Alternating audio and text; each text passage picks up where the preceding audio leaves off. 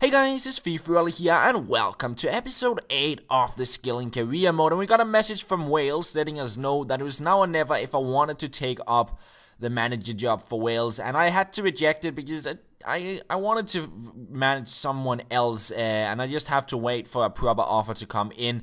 And next up, we had a game up against Swansea, and Tirapt, he spoke to me just before the game, letting me know, you know what, I'm not feeling fit to play, and a lot of my players had really low fitness, at least those players I prefer in a starting 11. So we had quite a few players who haven't been playing too many Premier League games. They've been playing some cup games, and some of them were a part of the side who beat Swansea in the last episode in the Capital One Cup. So I played a lot of those players in this match in the Premier League, and it was actually Vargas to bring me up 1-0, but Swansea would get back into the game. Isla with a terrible clearance. It goes right at the head of Gomis, and he makes it a 1-1. And this was a game that just bounced back and forth. A lot of chances. Vargas with a lovely through ball to Matt Phillips, but he's not able to convert it, unfortunately. Instead, it's Shelby on the ball into the box. And look at that, jumping over the ball. I believe it was Corker. I don't know what he was doing. Luckily for me, Swansea was not able to convert the chance, and instead, into the second half, Vargas gets a shot in, but not enough power. And then 2 minutes later, it's Dyer down the other wing. You send it into the box, and we cannot clear it away, and Shelby will send Swansea into the lead. 67th minute, and after that, I decide to get Kelvin Sifty on just to have some of the players I feel a little bit more, that are a little bit more reliable, and in the end, it's actually Fowlin who gets a goal here after, I believe it was Sifty playing it to Vargas, and then we got the goal in the end to make it 2-2, and then Matt Phillips, he continues to score important goals. 77th minute, he basically wins us the game with the 3-2 goals. I don't know what's up with Matt Phillips, but he knows when to score goals, basically. And yeah, we managed to win the game. And after that, I got a message from Tirap letting me know he was happy that I rested him for the game. And I also got a message from, I believe it was Fowlin and Joey Barton, both accepting my contract offer that I sent them at the end of the last episode. They wanted to extend this stay at QPR. And then we had yet another game. There's so many games over Christmas. Luckily, we had a bit of a stronger starting 11 to play here up against Arsenal at the Emirates Stadium. We had Kelvin Sifty, Vargas, and Tirapt all in to the starting 11. And I'll call that a pretty strong lineup. We got our first chance there, but Tirapt not able to convert it with the chip, and instead it's Sifty to break on through, and we two actually in the end get in position for a shot, and just as we take it, a slide tackle, and we get a penalty there. Sifty picks it up, and there's booking for the Arsenal defender as well. Bellerin there getting the yellow card, and yeah, we get a penalty there in the 45th minute. Tirapt steps off for that, and he will score it to score his 10th Premier League goal. And he's by now, I believe, the top scorer of the Premier League. And that is pretty good for a midfielder, in my opinion. However, Arsenal and Giroud, who are substituted onto the pitch into the second half, will bring it up 1-1.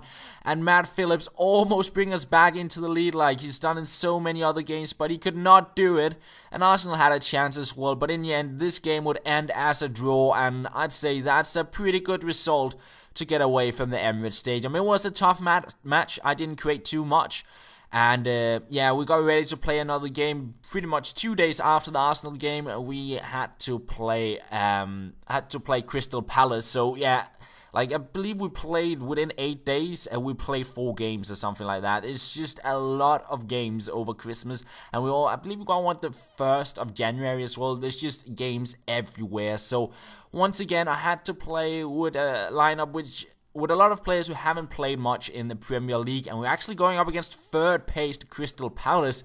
I don't know what's up with the table, but QPR and Crystal Palace are almost at the top. It's kind of ridiculous, but yeah, I guess anything can happen in the Premier League. So we're up against Crystal Palace.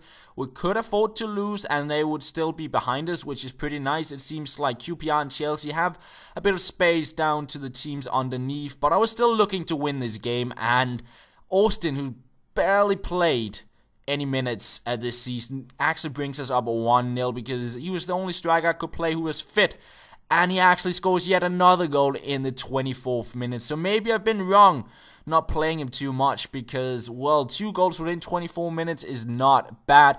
However, Crystal Palace will get back into the game. A terrible clearance, and they get an easy goal there to make it 2-1, unfortunately. Putting a bit of pressure on, but Crancher, who actually plays quite alright when he gets the chance. Look at that. He beats the defender with the skill move, and a finesse shot past the Crystal Palace keeper to bring us into a 3-1 lead. That was a quite nice goal in my opinion. The skill move there to beat the defender, the finesse shot into the far corner, and that is pretty much how the game ends. We win 3-1 against Crystal Palace, and yeah, we also get a concern to Rap. I don't know what's up with him. Sometimes he doesn't want to play, and up against Crystal Palace he had no fitness, and now because I didn't play him, he's concerned about him not being a part of the a part of the starting 11. It's kind of weird, but yeah, we reached the 1st of January. We got a few more messages in.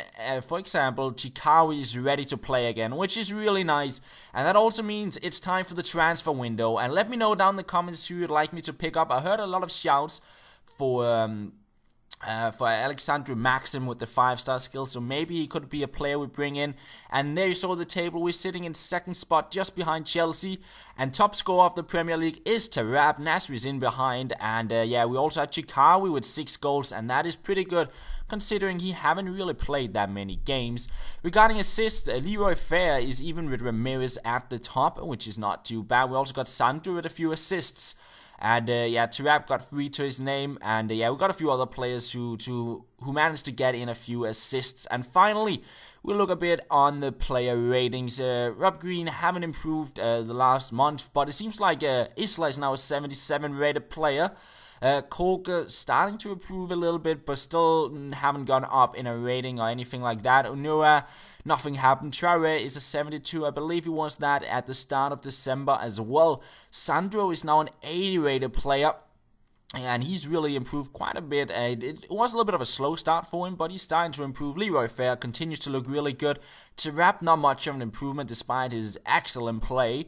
Sifty, which was 71 at the start of December, but I think it was a bit of a glitch or something. Like, I backed out of the game after I checked the report, and once I went back in, he was a 70 rated, and he's still not gone up. I guess eventually he'll be back up to a 71 rated player, something like that, or 72. But yeah, we still have a few players who is on the decline. For example, Joey Barton. Then we have Austin, haven't really improved. We haven't played him much, and I think we might sell him on. Hoylett is now a 75 rated. Look at that improvement. Alex McCarthy improving as well. Matt Phillips looks quite good. And yeah, Chikawi slowly starting to improve, but he is getting sort of old, and I don't think he'll improve too much, but maybe he can get up to a 75 rated player. Still, he's tearing stuff up when we play with him, and that is all I need. If they play good in the game, that's good enough for me. And then we have a bunch of the players out on loan who's improved a bit, and yeah, if you want to check out their ratings, you can just go back and just pause through that. I scrolled a little bit fast through it, but anyways, guys, this is the end of the episode. As I said, let me know down in the comments if there's any players you'd like me to try and pick up in the January transfer window, and that's all. Thank you for watching, and I'll talk to you later.